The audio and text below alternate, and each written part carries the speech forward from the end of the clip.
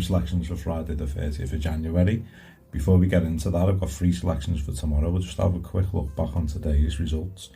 We had the 1 point win on this Tommy Combats. Ran a good race, didn't it? He did clatter, I think, the 4th or 5th last again, which is the one he unseated at last time with Cali Bruley on, so Callum done well to stay on this time. And it wasn't easy really, just come up alongside him. I think this is one to keep an eye on, this horse. Quite a big horse, looks a good chaser, so hopefully he can step up now. They might put him up another class or keep him in this and try and get another winner. I'm so happy to have that. I think we were 4-1, weren't we? 7-2, so 3-1, not too bad. We had the non-runner in one of the bets, and then the disappointment for me was this Fearless one. A lot of money come for the horse Duke Hill for Elliott and Kennedy. Just didn't really show really. Few pulled up. That's Sarah Behera, another good horse pulled up, but we'll move straight on to tomorrow's tips. And in the 150 Ffos Lass, I'm going to take on the 8 to 11 favourites there. Now, you know the bet I like is the sneaky each ways, innit?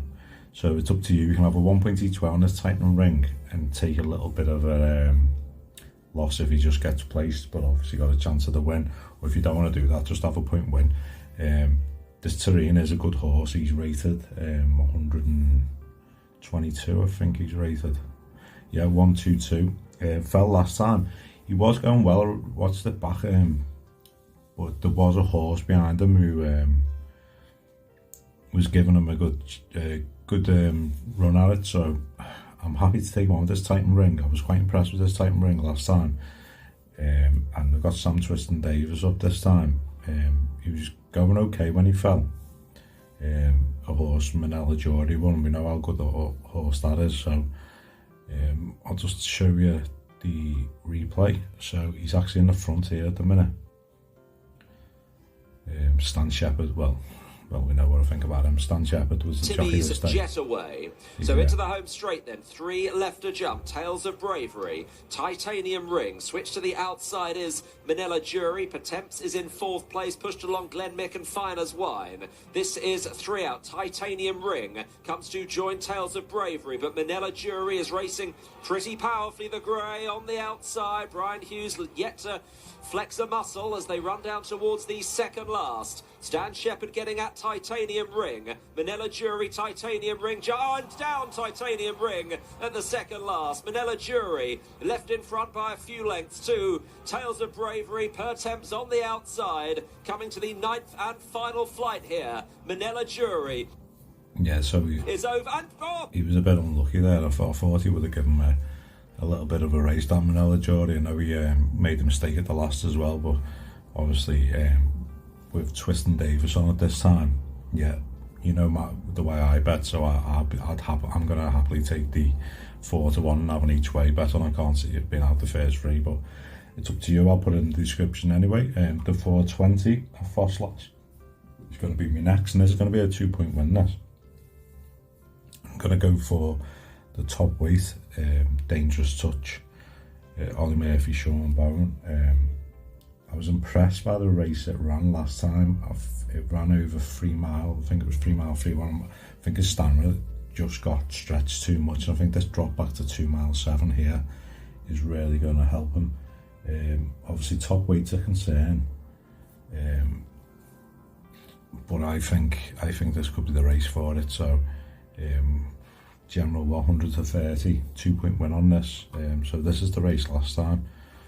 I think this is a decent race, and we'll come on to my last pick as well. Has got form in with this, so we'll just have a look at Dangerous Touch last time. Yeah, just over 3 miles. I think it just got stretched, so he's here. Fashion though has never been too far away. Dangerous Touch is ridden along down the outside but is responding over 4 out. Then as off Day Mott and Cowboy Cooper, and over to the inside wall bucks as they head down to the final open ditch.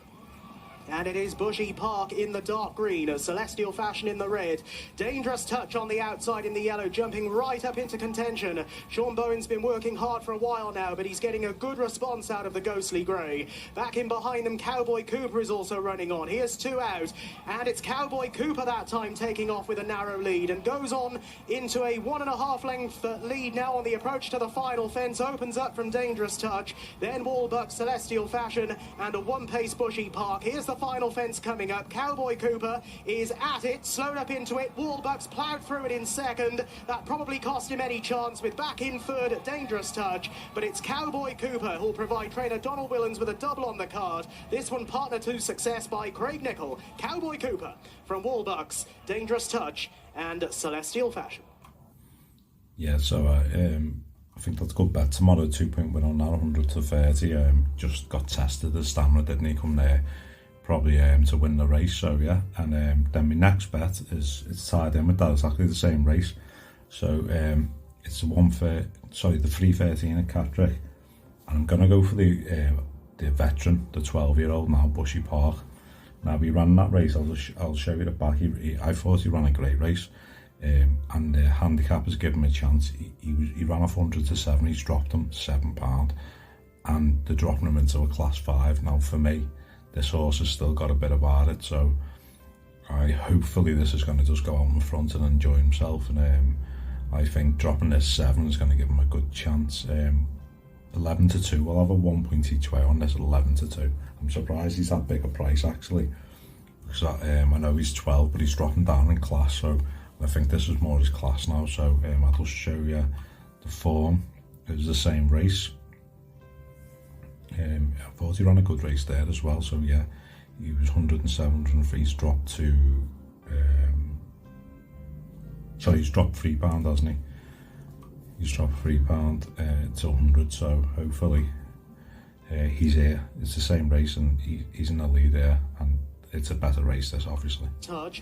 Walbucks follows with up around the outer Whispering Dancer. Then Cowboy Cooper from the now pushed along Holy Bowly. Joie Moore is up around the outside as they're turning left-handed out of the back straight. They're being followed next by Cave Hill. And Cave Hill at this stage is just in front. A Visual Impact is over towards the inside, and Travail d'Orfèvre is now a fair way back behind them as they gallop on the descent towards the entrance for the straight. And from here, half a mile left to travel, and it is still the 12-year-old veteran Bushypark who shows out in front. Celestial Fashion, though, has never been too far away. Dangerous Touch is ridden along down the outside, but is responding over 4 out. Then As Off Day Morton, Cowboy Cooper, and over to the inside Walbucks as they head down to the final open ditch. And it is Bushypark in the dark green, a Celestial Fashion in the red.